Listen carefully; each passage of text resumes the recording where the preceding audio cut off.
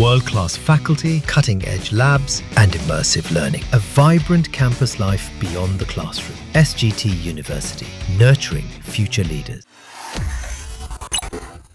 बिहार में इस साल के अंत तक विधानसभा के चुनाव होने जा रहे हैं।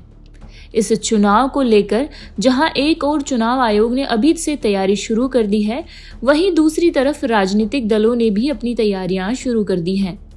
भले ही चुनावी तारीखों की घोषणा में अभी कुछ महीनों का समय हो, लेकिन इससे पहले ही राज्य में सियासी हलचल तेज हो गई है। इन सब के बीच AIMIM के मुखिया असदुद्दीन ओवैसी ने एक बड़ा बयान दिया है। हैदराबाद से सांसद ओवैसी ने कहा है कि उनकी पार्टी ने बिहार में महागठबंधन के नेताओं से संपर्क किया है।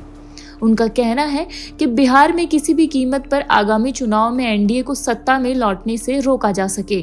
असदुद्दीन ओवैसी का कहना है कि AIMIM के बिहार के प्रदेश अध्यक्ष अख्तरुल इमान ने महागठबंधन के नेताओं से संपर्क साधा है। उन्होंने महागठबंधन के नेताओं से बीजेपी के खिलाफ चुनाव लड़ने में अपनी दिलचस्पी दिखाई है। ओवैसी ने कहा है कि हमारे प्रदेश अध्यक्ष अख्तरुल इमान ने महागठबंधन के कुछ नेताओं से बात की है। उन्होंने साफ तौर पर कहा है कि हम नहीं चाहते हैं कि बीजेपी या एनडीए बिहार की सत्ता में वापस आए। अब यह फैसला उन राजनीतिक दलों पर निर्भर है जो एनडीए को बिहार की सत्ता में लौटने से रोकना चाहते हैं। आपको बता देते हैं कि ओवैसी ने यह भी साफ किया है कि अगर वे महागठबंधन तैयार नहीं है तो मैं हर सीट से चुनाव लड़ने के लिए तैयार हूं। आने वाले समय का इंतजार करें। उन्होंने कहा कि सीटों की संख्या का सटीक ऐलान करना जल्दीबाजी होगी। ओवैसी ने कहा कि हमने पहले भी साथ आने की कोशिश की है और इस बार भी साथ आने की कोशिश कर रहे हैं ताकि ये लोग बाद में दोष ना दे सकें। Our state president, Mr. Akhtarul Iman Sahib, has spoken to some leaders in the Mahagathbandhan, and he has categorically stated that we do not want BJP or NDA to come back in power in Bihar. Now, it is up to these political parties who want to stop NDA coming back in power in Bihar.